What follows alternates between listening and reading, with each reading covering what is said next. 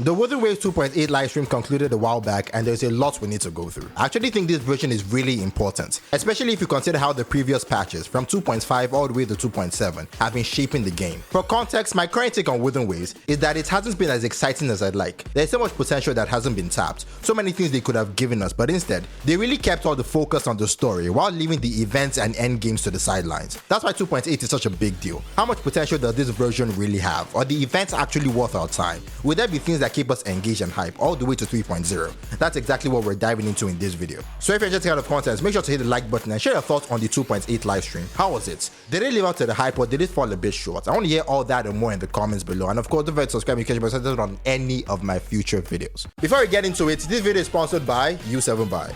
Where you're looking for a cheap, safe, and trusted digital marketplace for all things gacha, U7Buy is the best choice. U7Buy offers unbeatable prices for top-ups in your favorite gacha, up to 25% off, and still 10 to 15% cheaper than official platforms. And here's how easy it is to top up. Simply enter your account UID and server, and your top-up will be processed instantly.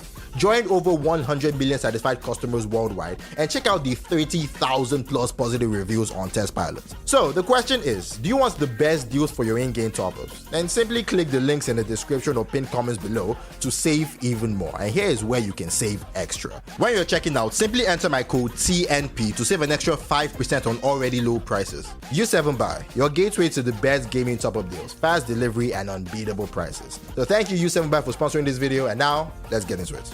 The 2.8 livestream kicks off with the prologue of the version's main quest, which takes us back to the Black Shores, and honestly, just seeing the Black Shores again made the lore nerd in me super excited. I love what the story is doing with this place. The way it's being treated feels meaningful and consistent. The Black Shores have been a major presence throughout the entire game. They were involved with Kotathea, played a key role in the climax of Renacita, and they're still central now. And I really appreciate that the game is portraying the Black Shores for what they actually are, the home base of the rover. They're every bit as important in-game as the story has suggested all along, and I love that they remain so involved throughout the overarching narrative. Anyway, during this part of the live stream, we also learn about a portal leading to an unknown Seronosphere which we encounter in the Black Shores, and it's through this portal that we finally get a glimpse of the new region. The city set in Amber, Honami City, and I have to give Kuro props here. Say what you will about 2.8, no one can deny that this is a stunning region. I mean seriously, it is absolutely gorgeous. And beyond just the visuals, I love the way this city disconnects from Renacita. See, throughout our journey in Renacita, we've explored this breathtaking mythological place filled with dragons, beasts, gladiators, and so much more. And while Renacita has been incredible and we spent nearly the entire year there, shifting us to a completely new cityscape and metropolitan environment is a really refreshing change. And personally, I think this new setting will bring changes to exploration. See, previous surveys have shown that the devs are really interested in knowing what kind of explorations that we enjoyed and what new ones that we want. And what better way to implement those changes than in a brand new city that is completely different from everything we've experienced so far. So I'm genuinely excited to explore Honami City, see what it has to offer, and discover how this new environment will shake up the game. After the introduction to Honami City, the livestream moves into the quest section, where we get two main quests back to back, both of which obviously revolving around our involvement in Honami City. And I have to say, I really like the concept behind this city. It's a city trapped in time, stuck in a particular moment before the lament. The entire city, along with its inhabitants, who aren't exactly people, but people adjacent, are forced to relive this moment over and over, a cycle of normalcy turning into disaster. And I love stories that play with time like this, especially when they're executed well. There's something fascinating about exploring a narrative built around repetition, causality, and moments frozen in time. And on top of that, we also get to embark on this journey alongside the new 5-star character introduced in this version, Chisa.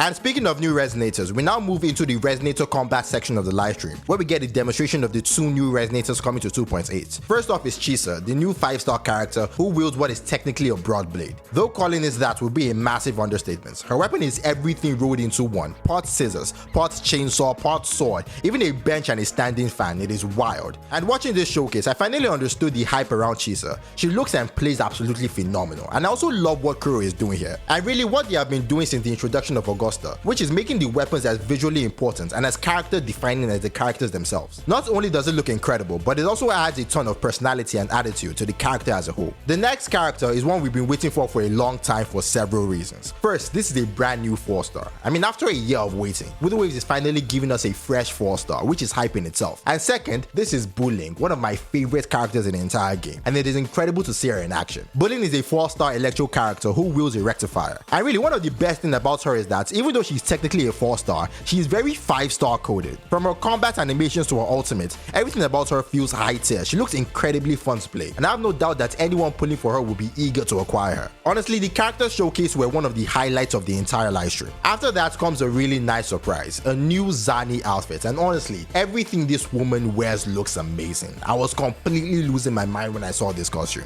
I haven't bought a single costume in this game so far, but this might actually be the first one I purchased because she looks absolutely incredible in it. After that little costume highlights, we jump into perhaps the most important part of 2.8, the event section. This is what everyone has been complaining about for the last 3 versions. So how does 2.8 handle events? Honestly, I'd say it's pretty good. We're getting 5 events in 2.8, and of those 5, 3 are particularly exciting and really well crafted for the audience. The other 2 are more standard, mostly just there to get rewards. The first event we're getting is called Stranger Things in Honami, and this by far is the most exciting event we're getting in 2.8. Honestly, it immediately reminded me of the Banners Never Fall event, where you travel across the entire region, battling enemies, exploring, and working your way through challenges. And I think we can all agree that Banners Never Fall is arguably one of the best events in the entire game. So the fact that 2.8 is giving us its own version is absolutely amazing. This event looks incredibly hype. It promises combat, exploration, and a lot of fun. Basically everything you could want from an event, and I cannot wait to play it. The next big event in 2.8 is Tactical Simulacra, a recurring combat event that is loved by the community. And in case you haven't played it before or you've forgotten, this is the event where you're given a buff and you're tasked with defeating a group of boss enemies before the timer runs out. It is straightforward, fun, and extremely rewarding, and most importantly, it is combat focused. So for all of us who have been craving some intense combat, this event will definitely scratch that itch. The next big event is called Search for Its Bits of La Horror, and while this is not a combat event, I personally enjoy events like this. For one, it gives us clear proof that the next region we're heading into is La Horror, and I assume it will also give us insights into what kind of region it will be, which in itself is exciting to discover. Finally, we move into the quality of life section in the live stream, and as always, Crow Games does a phenomenal job in improving the quality of life in this game. They fix problems I did not even know we had. If you noticed in 2.7, they reorganized the events menu, and moving forward in 2.8, they're going to extend this kind of organization across the entire game. This will make it much easier to know what we're doing, where we can fight, and which events or sections belongs to what. It is small but really nice improvements. Another big quality of life update is the echo gathering issue. Now we can collect multiple echoes at once instead of doing it one by one, and yes, this is something that should have been addressed way back at the start of Wuthering Waves, but better late than never. It is still good. There are also a bunch of smaller updates, little tweaks that make life in the game easier, and with that,